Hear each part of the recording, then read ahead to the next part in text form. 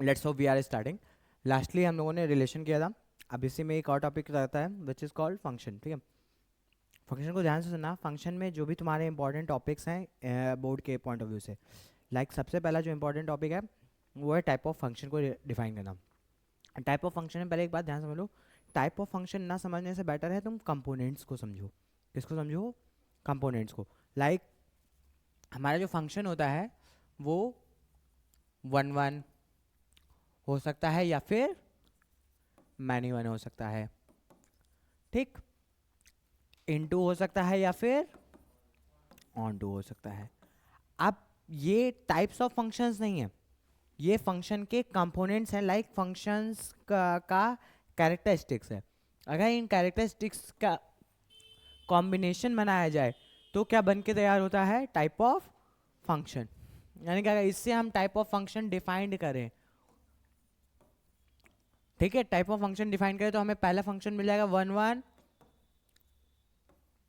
Into या फिर 1 1 on to या फिर मैनी 1 इनटू या फिर मैनी 1 ऑन टू। ठीक, ये चार तुम्हारे हो सकते हैं। आप ध्यान सुनो, ये चार यानी कि ये जो तुम्हें मैंने यहाँ प्रॉपर्टीज दिखी है, प्रॉपर्टीज टाइप्स ऑफ फंक्शन नहीं बल्कि कैरेक्टरिस्टिक्स है फंक्शन के। आप फंक्शन के कैरेक्टरिस्टिक्स हैं का मतलब है फंक्शन होता क्या है। जैसा कि हम लोगों ने रिलेशन में पढ़ा, रिलेशन का मतलब होता है कोई भी एलिमेंट अगर दूसरे एलिमेंट से कौन सा ही कर रहा है तो इट्स कॉल्ड रिलेशन। लेकिन यहाँ पे रिलेशन में क्या होता है कि रिलेशन में एक एलिमेंट एक से ज़्यादा कंपोनेंट से भी कौन सा ही कर सकता है, रिलेट कर सकता है, ठीक। लेकिन फंक्शन में ऐसा नहीं होता, एक एलिमेंट की एक ही इमेज होगी, ठीक, एक एलिमेंट की एक ही इमेज होगी। डोमेन का अगर एक एलिमेंट लेंगे तो उसके लिए रेंज में एक ही इमेज हमें मिलेगी।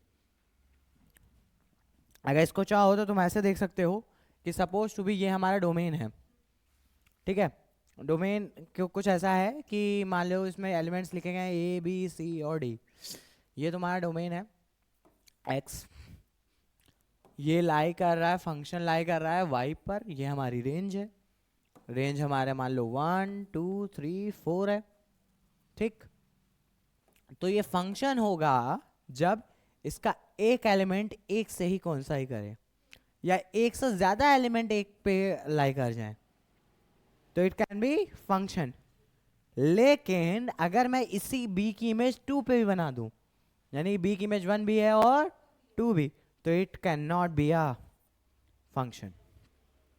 फंक्शन की सिंपल डेफिनेशन, एक एलिमेंट की एक ही इमेज मिलेगी, एक से ज्यादा एलिमेंट की भी एक इमेज हो सकती है, लेकिन एक एलिमेंट की एक से ज्यादा इमेज नहीं हो सकती, ठीक। वैसे इसका कोई खास मतलब नहीं है, तुम्हारे में फंक्शन के बेस पे कोई क्वेश्चन नहीं आता तो मैं मोस्टली टाइप ऑफ फंक्शन पूछा जाता है, ठीक है।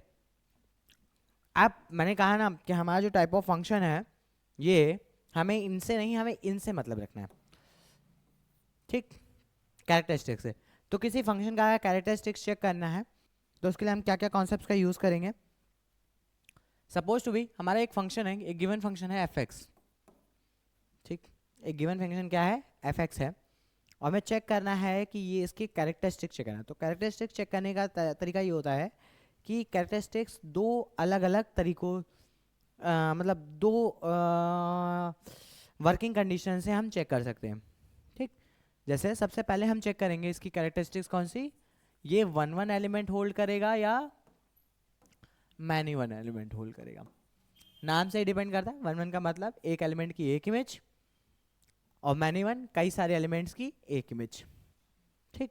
फंक्शन की यही कंडीशन है कि एक एलिमेंट की एक इमेज होनी चाहिए, एक से ज़्यादा एलिमेंट की भी एक इमेज हो सकती है, ठीक।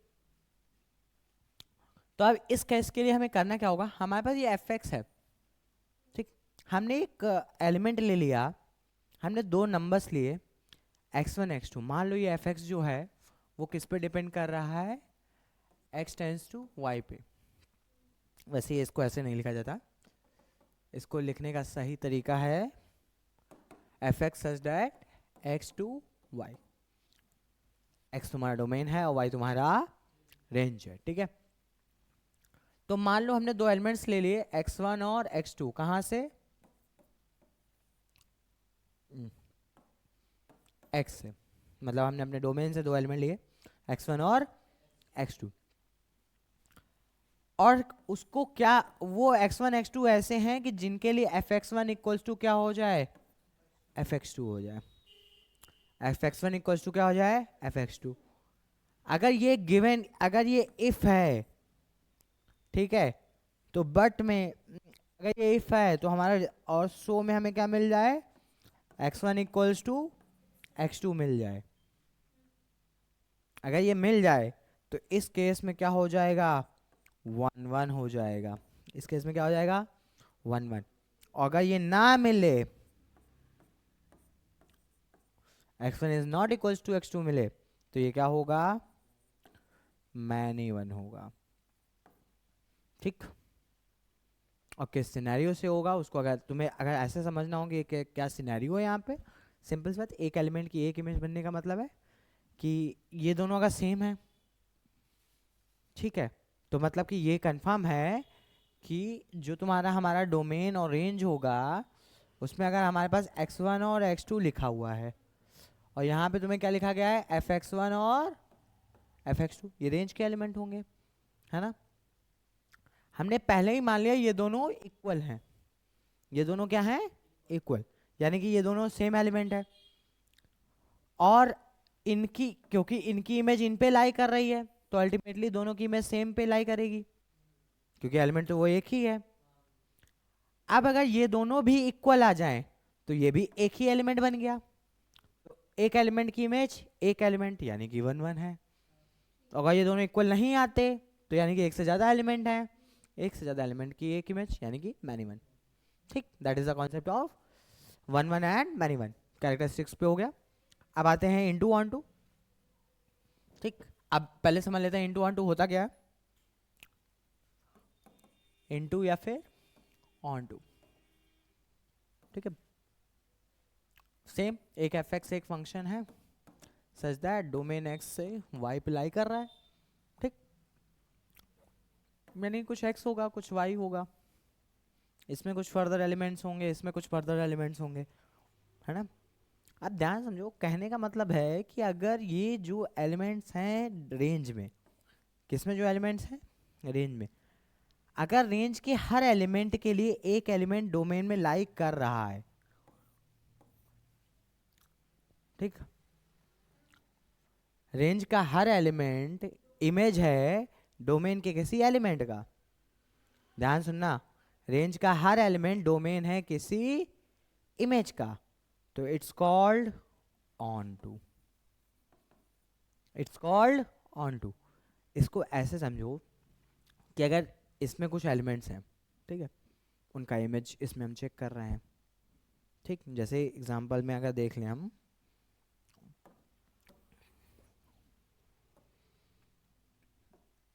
हमने एक ये एक डोमेन बनाया, ये हमारा एक रेंज है, हमने इसमें x y z p q लिखा है, ठीक, a b c d e f ये एलिमेंट्स ले लिए, ठीक। अब ठीक है, एक और ले लेते हैं r, ताकि हमें और मिल जाए एक एलिमेंट, ये, ठीक। सारे एलिमेंट्स हो गए, और क्या रेंज में कोई भी एलिमेंट रिमेनिंग है, नहीं। अगर रेंज में कोई भी एलिमेंट रिमेनिंग नहीं है तो इट्स कॉल्ड ऑन टू, यानी कि सेट सेट के ऊपर ओवरलैप्ड है, डोमेन की डोमेन रेंज के ऊपर ओवरलैप है, ठीक है। और अगर डोमेन रेंज के ऊपर ओवरलैप है तो ऑन टू यानी कि ऑन है। एंड इनटू का केस क्या है कि इसमें एक एलिमेंट और बढ़ा लो, मान लो जी, ये रिमेनिंग छूट गया, ये एलिमेंट रिमेनिंग छूट गया, यानी कि रेंज का जो सेट होगा वो डोमेन से बड़ा हो जाएगा, रेंज का सेट डोमेन से बड़ा हो जाएगा। तो उस सिनेरियो में तुम्हारा जो फंक्शन होगा वो कैसा होगा, इनटू होगा, कैसा होगा, इनटू, ठीक। ये तो इनटू ऑन टू की डेफिनेशन है, लेकिन सिंपल बात, डेफिनेशन से क्वेश्चन तो होते नहीं। क्वेश्चन करने के लिए, क्वेश्चन इसको समझना जितना कठिन है, करना उतना कठिन नहीं है, क्योंकि करने के लिए ऑलरेडी वर्किंग बनाई जा चुकी है। समझना इसलिए कठिन है क्योंकि वो अंडरस्टैंडिंग है। करने के लिए सिंपल सी बात है हमारे पास, क्योंकि ये किसके ऊपर डिपेंड कर रहा है, पूरा पूरा रेंज पे डिपेंड कर रहा है। यानी कि हम ये जो fx है, fx कुछ फंक्शन लाई करेगा। फॉर एग्जाम्पल मान लो हम एक क्वेश्चन ले लेते हैं कि fx इक्वल्स टू दिया गया है x² - 1। ठीक, ये हमारी रेंज है, ये हमारे डोमेन्स होंगे x में। ठीक, तो हमारे पास अगर हम इसको y मान लें तो y इक्वल्स टू क्या हो जाएगा, x² - 1। यहाँ से x की वैल्यू क्या आ जाएगी, √y + 1, है ना। आप अगर फंक्शन है तो फंक्शन को डिफाइन किया गया होगा, यानी कि फंक्शन सपोज टू भी ऐसा कुछ है कि ये जो fx है ये R है। R का मतलब डोमेन भी रियल और रेंज भी रियल। ठीक, R है, डोमेन भी रियल और रेंज भी रियल। और इसी को अगर हम चेक करना हो तो हमें रेंज हमारी क्या है, रियल। कोई भी रियल नंबर यहाँ पे रखें तो डोमेन क्या आना चाहिए, रियल आना चाहिए। यानी कि y में अगर हमें ऐसी कोई एक भी वैल्यू मिल गई जिसको रखने पे हमारी डोमेन रियल नहीं आ रहा है, यानी कि वो एलिमेंट फालतू है। यानी कि वो एलिमेंट फालतू है। अगर देखा जाए तो बहुत सारे मिलेंगे। पूरा नेगेटिव समाज इसको अपोज ही करेगा बैठ करके, क्योंकि वहाँ रियल बोला है ना, R+ तो बोला नहीं है, रियल पॉजिटिव नंबर्स तो बोला नहीं है। तो कोई भी रियल नंबर रख लो नेगेटिव में, -1 से छोटा -2 रख लो, -2 + 1 -1, √-1 इमेजिनरी होता है, √-1 इमेजिनरी होता है। दैट मीन्स कि ये रियल नंबर, यानी कि यहाँ पे एक एलिमेंट हमें मिल गया किसमें, रेंज में। यानी कि ये जो g एलिमेंट है ये क्या हो जाएगा हमारा -1, क्योंकि इस -1 के लिए यहाँ पे कोई भी एलिमेंट रियल नहीं है। रियल नहीं है तो इसमें होगा ही नहीं भाई। -1 तो तभी आएगा ना जब x में क्या रखा जाए, √-1 रखा जाए। ठीक, और वो तो है ही नहीं, तो यानी कि उस इमेज के लिए कोई भी ना एलिमेंट एग्जिस्ट नहीं कर रहा है, यानी कि वो इमेज फालतू है। और वो इमेज फालतू है तो इट्स कॉल्ड इनटू, क्योंकि जो सेट्स हैं वो एक दूसरे के ऊपर ओवरलैप नहीं बल्कि क्या बोल सकते हैं, वो एक दूसरे के अंदर कॉन्साई कर रहे हैं। ठीक, समझ में आया। तो फंक्शन का ये इतना सिनेरियो है। फंक्शन में एक और चीज बची, वैसे वो सिलेबस में मेरे हिसाब से है नहीं। अब इसमें जैसे क्वेश्चन ये है कि भाई ये प्रूफ कैसे हुआ। प्रूफ होने का मतलब हमारे पास एक एलिमेंट मिल गया ना डोमेन में, एक एलिमेंट हमें रेंज के अंदर y की एक वैल्यू ऐसी मिली कि y की एक ऐसी वैल्यू, जैसे ऐसे कर समझ लो, इसको हम कुछ इस तरीके से ले सकते हैं। ये क्वेश्चन है, ठीक है। इस क्वेश्चन में हमारे पास इधर r है ओवर r। ठीक, कई सारे एलिमेंट्स इसमें हैं और कई सारे एलिमेंट्स इसमें। अब इसमें एक जगह -1 भी होगा। इस -1 की अब हर एलिमेंट के साथ इमेज बना रहा है, लेकिन ये बेचारा खाली छूट जाएगा। और ये खाली छूट गया यानी कि ये वाला सेट बड़ा हो जाएगा, और बड़ा हो जाएगा तो यानी कि इनटू है। Simple scenario. ठीक, क्लियर।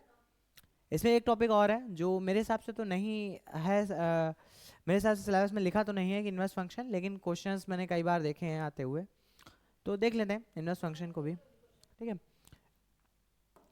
इनवर्स क्या होता है ध्यान समझना। इनवर्स पहले, इनवर्स फंक्शन क्या होता है, जो भी तुम्हारा फंक्शन दिया गया है, अब जैसे fx है, ठीक, ध्यान समझना, यहाँ से तुम्हें ITF का भी एक बार पॉइंट ऑफ व्यू मिल जाएगा। x टेंड्स टू y, ये एक हमारा फंक्शन है कि डोमेन से रेंज जा रही है।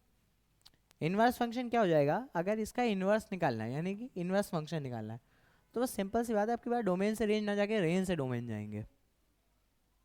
हम किससे किस में जाएंगे, रेंज से डोमेन में। अब अभी अभी हमने इसको डिफाइन किया था कुछ ऐसे, है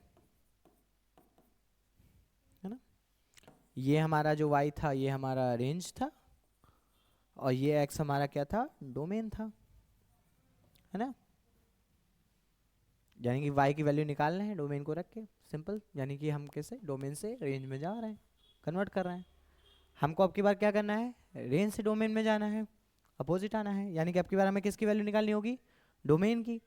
x की वैल्यू निकाली in the terms of y, simple, जो अभी अभी हमने किया, हमने अभी पिछली बार वो इनटू ऑन टू के लिए किया ही है, तो वो हमारा क्या हो जाएगा, y+1। तो ये हमारा फंक्शन क्या हो जाएगा, f इनवर्स हो जाएगा।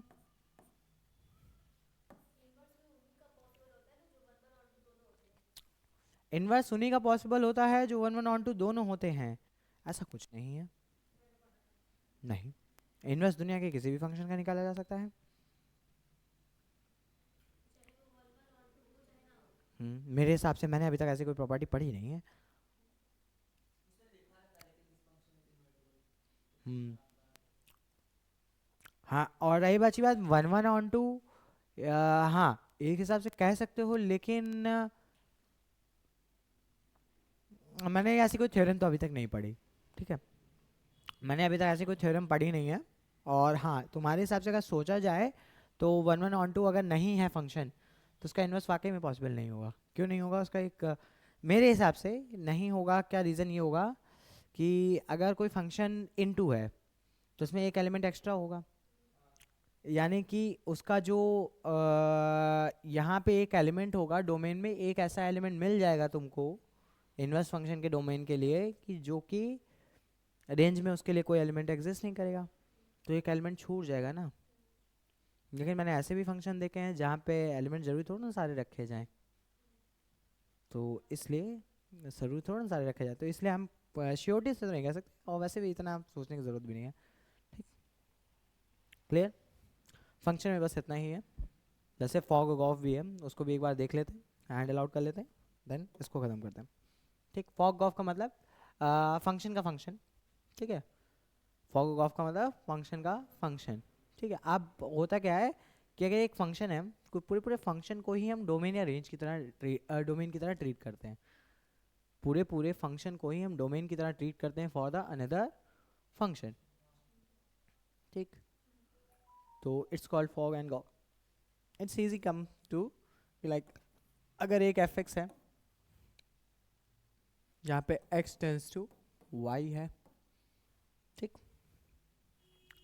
और एक फंक्शन जी एक्स है, ठीक है, जहाँ पे जी एक्स जो होगा वो y टेंस टू z है। तो अगर फॉग निकालना है तो फॉग का मतलब होता है कि इन दोनों की ओवरलैपिंग करा रहे हैं हम, क्या करा रहे हैं, ओवरलैपिंग। भाई x से y जा रहे हो और y से z, तो हम सीधे सीधे कहाँ से कहाँ जाएंगे, x से z, तो फॉग क्या हो जाएगा, x से z, दैट्स इट। मतलब पूरे पूरे फंक्शन को ही हमने एज अ डोमेन ट्रीट किया है, ठीक। अब हुआ क्या कि इसको अगर देखा जाए तो फॉग ऑफ निकालने की बात अगर करें, ठीक है, सेम जो ऑफ करेंगे तो उल्टा हो जाएगा सिनेरियो। ठीक है, तो अगर हम मान लो एफ एक्स दिया गया है, मान लो x² + 5x, ऐसा कुछ दिया गया है, जी एक्स दिया गया है तुम्हारा मॉड ऑफ एक्स, ठीक, और फॉग निकालना है, ठीक, फॉग निकालना है, यानी कि आप लिखने का तरीका बता दे रहा हूँ कि लिखोगे कैसे, एफ एक्स लिखते हो तो एक्स की जगह क्या लिख दोगे, जी एक्स लिखोगे। हमने कहा ना पूरा पूरा फंक्शन ही डोमेन की तरह ट्रीट होता है। तो अब तुम्हारे पास होगा क्या कि ये जो f है वो क्या दिया गया है, x² + 5x, क्योंकि x की जगह जी एक्स है, तो आपके पास क्या हो जाएगा, जी एक्स का स्क्वायर प्लस 5 × जी एक्स। अब जी एक्स की वैल्यू रख दो, तो which is mod of x का whole square plus 5 mod of x, है ना। वैसे यहाँ पे आंसर छोड़ सकते हो, लेकिन इसको और भी सॉल्व किया जा सकता है, which is x² + 5 mod of x। X square के ऊपर से मॉड क्यों हट गया, क्योंकि बिकॉज ऑफ जो मॉड होता है वो हमेशा पॉजिटिव नंबर देता है, और एक्स स्क्वायर तो ऑल्सो पॉजिटिव है ही है, तो मॉड का कोई मतलब ही नहीं बचा, है ना। ठीक, ये तो वहाँ फॉग हुए, सेम चीज गॉफ करेंगे तो उल्टा हो जाएगा, जी ऑफ एफ एक्स हो जाएगा क्लियर? आई थॉट अब फंक्शन में कोई भी प्रॉब्लम नहीं होगी। ठीक है, ठीक है, इस टॉपिक को यहीं पे ख़त्म करते हैं। अब हम लोग अपने नेक्स्ट टॉपिक की तरफ बढ़ेंगे। ठीक है।